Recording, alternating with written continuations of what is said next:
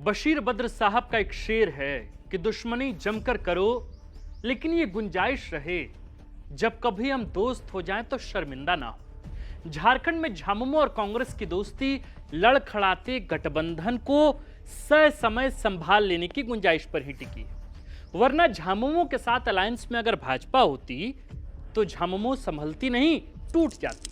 पर चूंकि सरकार में साझेदार सहयोगी कांग्रेस है तो मामला परस्पर सहयोग का ही बना रहता है। पर इन दिनों सत्ताधारी गठबंधन में राजनीतिक दांव उल्टा पड़ता नजर आता है।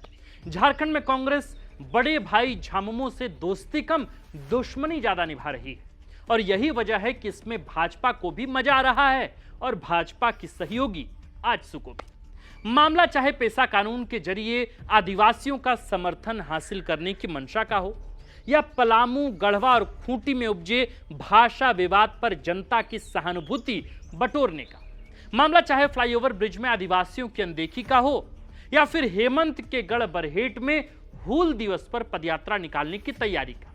19 विधायकों वाली पार्टी कांग्रेस ने तो 34 विधायकों वाले बड़े भैया हेमंत सोरेन को ही आंख दिखाने शुरू कर दिए। गठबंधन में डोर इतनी ढीली पड़ चुकी है कि कांग्रेस के नेता सीएम हेमंत से 1-to-1 बात न करके सीधे चिट्ठी लिखकर सार्वजनिक तक कर दे रहे हैं। झामुमो और कांग्रेस के बीच समन्वय का अभाव आखिर क्यों है? सीएम हेमंत को कांग्रेस से कौन चुनौती दे रहा है? क्या झामुमो के कोर वोट बैंक पर झारखंड कांग्रेस की नजर है? क्यों ऐसा है कि बात बात पर कांग्रेस सीएम हेमंत को चिट्ठी भेज रही है और उसे तुरंत सार्वजनिक यानी कि पब्लिक डोमेन पे पेश भी करती है? क्या कल्पना सोरेन की मौजूदगी से भी कांग्रेस असुरक्षित महसूस कर रही? कांग्रेस हूल दिवस पर हेमंत के गढ़ बरहेट में पदयात्रा क्यों निकालने की तैयारी में है? क्या झारखंड में मौजूदा गठबंधन में आई दूरी किसी नई राजनीतिक उलटफेर का संकेत है? आज इन्हीं तमाम सवालों का हम जवाब ढूंढने का प्रयास करेंगे। नमस्कार, हमारा नाम आकाश आनंद है और आप देखना शुरू कर चुके हैं द4th-pillar.live। सुप्रसिद्ध वेब सीरीज मिर्जापुर में एक फेमस डायलॉग है, बहुत तकलीफ होती है जब आप योग्य हों और आपकी योग्यता ना पहचानी जाए। झारखंड कांग्रेस को झामुमो संघ गठबंधन में बहुत अरसे से ऐसा ही फील होता आया है कि सीएम हेमंत कांग्रेस को दबाए रखते हैं। साल 2020 के फरवरी महीने की बात है, गिरिडीह के मधुबन में झारखंड कांग्रेस का 3 दिवसीय चिंतन शिविर चल रहा था। तब विधायक दीपिका पांडे सिंह ने स्पष्ट कहा था कि इस झामुमो कांग्रेस गठबंधन की सरकार में कांग्रेस के मान सम्मान के साथ कहीं ना कहीं समझौता किया जा रहा है। तब तत्कालीन स्वास्थ्य मंत्री बन्ना गुप्ता ने प्रदेश कांग्रेस अध्यक्ष और कांग्रेस प्रभारी के सामने कह दिया था कि जब मांझी ही नाव डुबोए तो उसे कौन बचाए। बन्ना गुप्ता ने मधुबन के चिंतन शिविर में स्पष्ट कहा कि जब मुख्यमंत्री हेमंत सोरेन ही चाहते हैं कि हमारे लोग और हमारी पार्टी समाप्ति की ओर चली जाए, तो मैं समझता हूं कि ऐसी सरकार का कोई औचित्य नहीं है। यह बात तब उन्होंने कही जब वे सरकार में मंत्री हुआ करते थे, कैबिनेट मंत्री थे, और बहुत वक्त पहले की बात नहीं। असल में कांग्रेस के बड़े प्रोफाइल वाले मंत्रियों और नेताओं को बहुत पहले से लगता रहा है कि कांग्रेस को हेमंत सोरेन सरकार में बहुत कॉम्प्रोमाइज करना पड़ता है। सीएम हेमंत और उनकी पार्टी झामुमो को लेकर कांग्रेस की अवधारणा अब सहयोग की जगह आपसी प्रतिद्वंदता का रूप ले चुकी है। यही वजह है कि कांग्रेस से झामुमो या स्पष्ट कहें तो सीएम हेमंत और कल्पना को चुनौती मिलने लगी है।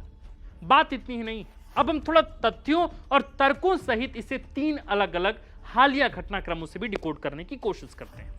पहला, पेशा कानून को लेकर झामुमो और कांग्रेस में आपसी संवाद का स्पष्ट अभाव दिख रहा है। ग्रामीण विकास मंत्री व कांग्रेस विधायक दीपिका पांडे सिंह पेशा कानून को लेकर 2-3 राज्य स्तरीय कार्यशाला का आयोजन करा चुकी हैं। पेशा कानून को लेकर झामुमो और कांग्रेस के बयानों से भी साफ साफ तकरार दिख रही है। कांग्रेस का कहना है कि यूपीए के कार्यकाल के दौरान ही जनजातियों को अधिकार संपन्न बनाने के लिए पेशा कानून लाया गया था, यानी कि कांग्रेस के कार्यकाल में। इस पर सबसे पहला अधिकार किसी का है तो वह कांग्रेस का है। दूसरी तरफ झामुमो महासचिव विनोद पांडे ने पेशा पर कांग्रेस की अति सक्रियता पर स्पष्ट कहा कि मुख्यमंत्री हमेशा से पेशा कानून को लेकर गंभीर रहे हैं। इस मुद्दे पर गठबंधन के भीतर उचित समन्वय तंत्र के माध्यम से काम किया जा रहा है, लेकिन किसी को भी इसका राजनीतिक लाभ के लिए इस्तेमाल नहीं करना चाहिए। बात असल में पेशा कानून को लेकर है ही नहीं, बात झारखंड की आदिवासी पॉलिटिक्स की है, जिसके फिलहाल एक लौते नायक मुख्यमंत्री हेमंत सोरेन और कल्पना सोरेन।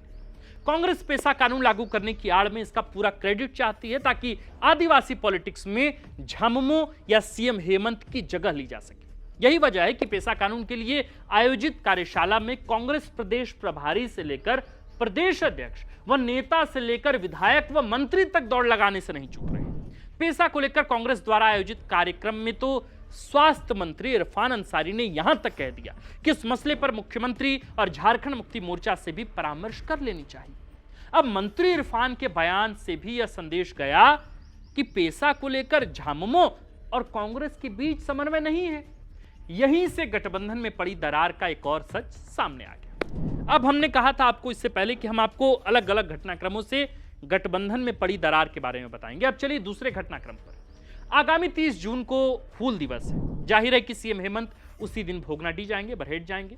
पर इधर कांग्रेस ने भी तय कर लिया है कि पार्टी झामुमो के गढ़ और सीएम हेमंत के विधानसभा क्षेत्र बरहेट के भोगनाडीह में पदयात्रा निकालेगी। कांग्रेस की बैठक में तय हुआ है कि सीएम हेमंत के बरहेट पहुंचने से एक दिन पहले यानी कि 29 जून को लिट्टीपाड़ा चौक से पदयात्रा का आयोजन शुरू करेगी, जो 30 जून को भोगनाडीह में शहीदों को श्रद्धांजलि अर्पित कर समाप्त होगी। यूं तो पार्टी कई क्षेत्रों में अपने अलग अलग कार्यक्रम का आयोजन करती रहती है, इसमें कोई बड़ी बात नहीं। पर ऐसे वक्त में जब गठबंधन में सब कुछ ठीक नहीं चल रहा है, तब कांग्रेस का सीएम के अपने इलाके में बरहेट में पदयात्रा निकालना कहीं गठबंधन के रिश्तों में और दूरी पैदा तो नहीं कर देगी। अब तीसरे घटनाक्रम पर भी आइए और इससे भी समझते हैं कि गठबंधन में फिलहाल चल क्या रहा है। देखिए, झारखंड में वर्षों बाद शिक्षक पात्रता परीक्षा का आयोजन होने जा रहा है। पलामू और गढ़वा के लिए शिक्षक पात्रता परीक्षा में स्थानीय भाषा के रूप में नागपुरी और कुड़ुक का चयन किया गया है। यूं तो खूंटी में भी त्रुटियां हैं, लेकिन उसके बारे में बाद में बात करेंगे। अब चूंकि ऐसा हुआ या इस तरह की भाषा के चयन में त्रुटियां हुई तो इसको लेकर विवाद खड़ा हुआ, और जब विवाद खड़ा हुआ तो सरकार के वित्त मंत्री व छतरपुर से कांग्रेस विधायक राधा कृष्ण किशोर ने सीएम हेमंत को एक पत्र लिख डाला। पत्र में उन्होंने हिंदी और भोजपुरी भाषा को शामिल करने की मांग की और स्पष्ट कहा कि भाषाओं के निर्धारण में विभिन्न प्रकार की त्रुटियां हैं। यह तो इधर की बात है जब उन्होंने पत्र लिखा है। 6 जून को वित्त मंत्री राधा कृष्ण किशोर ने सीएम हेमंत को एक और चिट्ठी लिखी थी।